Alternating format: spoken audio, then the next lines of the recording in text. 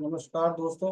आज आपके सामने the Buddhas wife the path of awakening together, Janet सरे और सैमुअल शम द्वारा पुस्तक लिखी के नए अध्याय के साथ उपस्थित हूँ। आइए दोस्तों, इसको ध्यान से सुनते हैं।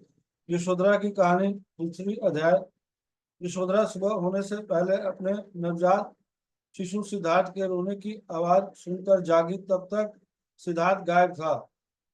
उसके जागने से पहले चले जाना कोई असामान्य बात नहीं थी, लेकिन वह हमेशा उसके गाल छूता था और अलविदा कहता था। और इस बार उसने ऐसा नहीं किया।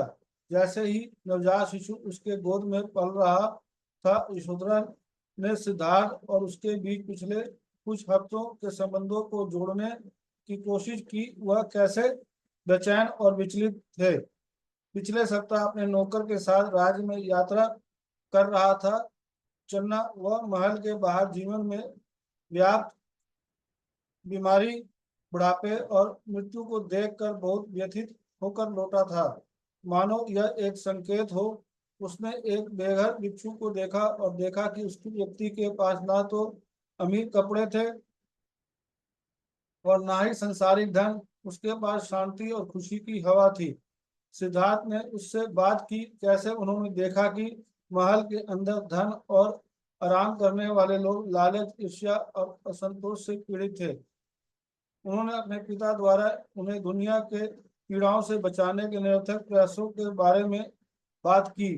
उन्होंने अपने जन्म की भविष्यवाणी, अनकही भविष्यवाणी बताई कि वह या तो एक महान राजा बनेंगे या एक महान आध्यात्मिक भिक्षुक बनेंगे, और कैसे वह अब फंसा हुआ महसूस नहीं कर सकते। एक राजकुमार की भूमिका में, विशेषकर अपने बच्चे के जन्म के समय, उसने अपने पिता राजा से जाने और भिक्षु के मार्ग पर चलने की अनुमति मांगी थी। उनके पिता ने मना कर दिया था। उसके शरीर में एक ठंडक सी दौड़ गई थी। क्या वह हमेशा के लिए चला गया? इंतजार, सोचना। उसने कुछ रात पहले के उसके शब्दों को फिर से सुना। गोपा, मेरी बात सुनो। अगर मैं रहूंगी तो मैं हमारे और दुनिया में दुख के बारे में नहीं जान सकती। यह जीवन, यह जगह, यह महल मुझे नष्ट कर देगा।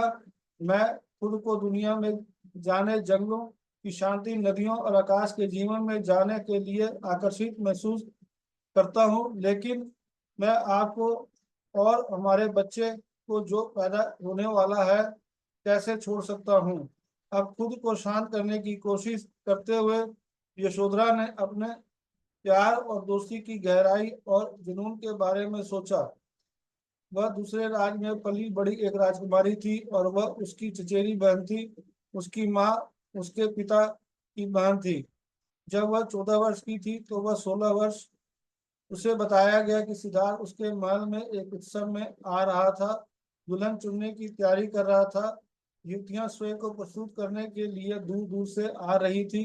उसने सोचा कि उसने कई करतबों, तीरंदाजी, तलवारबाजी, घुड़दौड़, भारोत्तोलन में विजय प्राप्त करके यशोधरा का दिल जीत लिया है।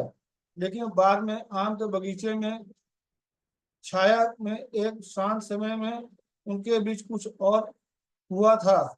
साझा किया गया क्षण में जो हमेशा के लिए उनकी कसौटी बन गया, उनका हृदय बंधन बन गया। तभी उसने उसे पक्षी के बारे बताया। तुम्हारे भाई देवदत्त, उसने कहा, उसने पंख में तीर मार दिया था। उड़ते हुए एक महान हंस की हम आगे भागे। जहां पक्षी गिरा था उसका एक पंख छेद हुआ था। नीली सफेद पंखों पर खून लगा हुआ था। वह भयभीत होकर इधर उधर फड़फड़ा रहा था। देवा इसे मारना चाहता था, लेकिन मैंने उसे रोक दिया। मैंने अपनी बाहें उसके चारों ओर डाल दी और उसे कसकर पकड़ लिया, बचा लिया। अब वह मेरा है। मैंने उससे कहा, मैं इसे ठीक कर दूंगा, इसे मुक्त कर दूंगा और इसे मुक्त कर दूंगा। उसने सभी को अपनी योग्यता दिखाने के लिए रात को खाने में हंस को परोसने की इच्छा रखते हुए विरोध किया। और मैंने कहा, जी उसका है जो उसकी जान बचाता है, उसका नहीं जो उसकी जान लेता है। आप न केवल मेरे भाई बल्कि देश के पूरे कानून के खिलाफ खड़े हुए। उन्होंने कहा, मैंने कभी इस तरह से नहीं सोचा था। केवल मैं वह रुक गया और ध्यानपूर्वक विचार किया कि क्या कहना है। मौन। जब वह दोबारा बोला तो किसकी आवाज थी? वे शब्द श्रद्धा है। मैंने स्वयं को हंस में और हंस को मुझ में देखा, और मैंने उसे मरा हुआ नहीं देख सका, ना ही मैं उसके दूर जा सका। आप साहसी थे। मैंने कभी साहस के बारे में नहीं सोचा। एक बार 1 साल पहले जब मेरा नौकर चन्ना एक झड़प में एक लड़के को निश्चित मौत से बचाने के लिए अपनी जान जोखिम में डाल दी, उसे मार गिराया और सुरक्षा के लिए लोगों की सुरक्षा में भाग लिया। मैंने उससे कहा, चन्ना, तुम ऐसा करने के लिए साहसी थे। किसी के लिए अपनी जान जोखिम में डालने के लिए पता नहीं था। और उन्होंने कहा, मैं साहस के बारे में कभी नहीं सोचा था। यह बिल्कुल सही काम था। वह उनसे प्यार कैसे नहीं कर सकती? उसने उसकी ईमानदारी, प्रखरता, जागरूकता और निर्भीकता को गहराई से देखा था, और वह जिस चीज को निर्दयी मानती थी उसके खिलाफ बोलने और कार्रवाई करने से भी नहीं डरती थी, चाहे परिणाम कुछ भी हो।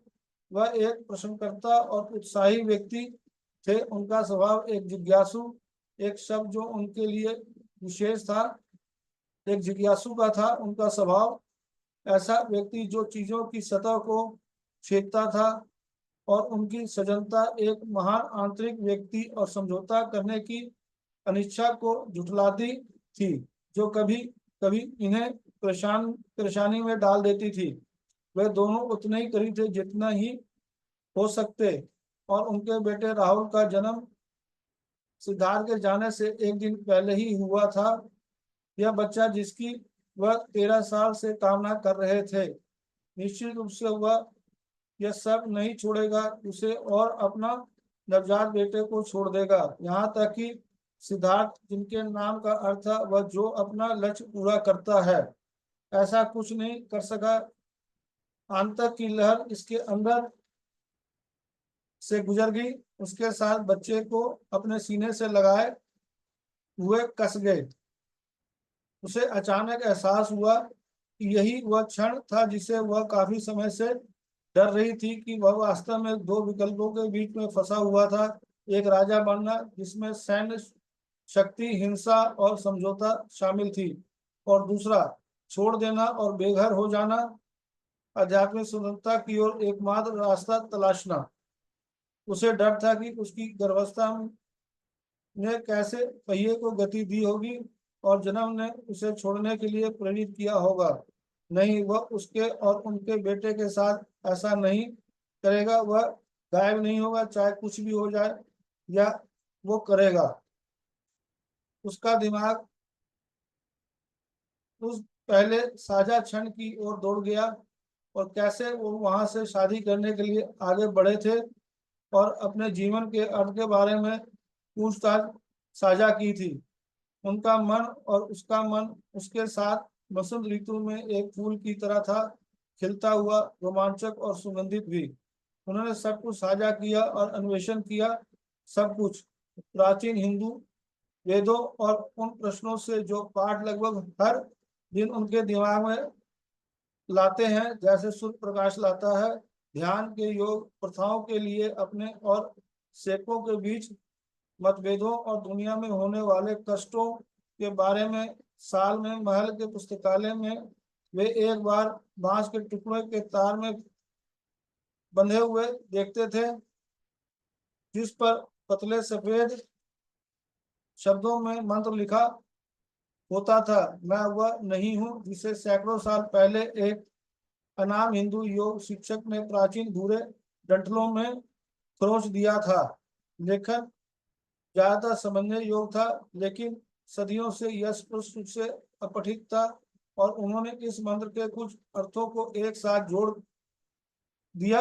एक साथ यह उनकी साझा पूछताछ थी। राजा द्वारा इन चीजों के अध्ययन पर रोक लगाने के बावजूद वे पहले से ही मंत्र को बार बार दोहराने की कुछ योगाभ्यास जानते थे।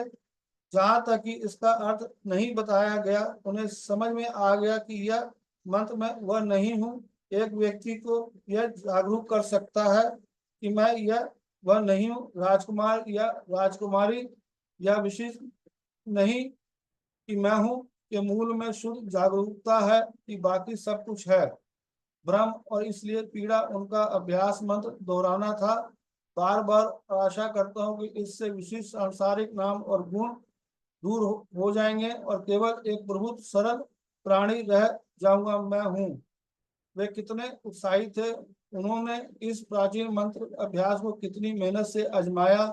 उनके प्रयास के बावजूद जागरूकता नहीं आई, लेकिन इसने उन्हें बदल दिया। बांस बांस के टुकड़े की किताब में उन्होंने जो एक और मंत्र पढ़ा वो उनका बन गया। कठिनाइयों के माध्यम से बाद में वे एक साथ आए। दिमागी खाई बनाता है और दिल इसे प्यार करता है। हाँ, कठिनाइयां थी, यहाँ तक कि उनकी सारी संपत्ति और जीवन यापन में आसानी के लिए भी भयंकर कठिनाइयां, जैसे 13 साल तक बच्चे को गर्भ धारण ना कर पाना। अब यशोधरा ने इसे बार बार दोहराया। दिमाग रसातल बनाता है और दिल इसे प्यार करता है, और हमेशा की तरह इसने उसके प्यार को उस महान प्रेम के लिए खोल दिया जो उनकी साझा पूछताछ में खिल गया था।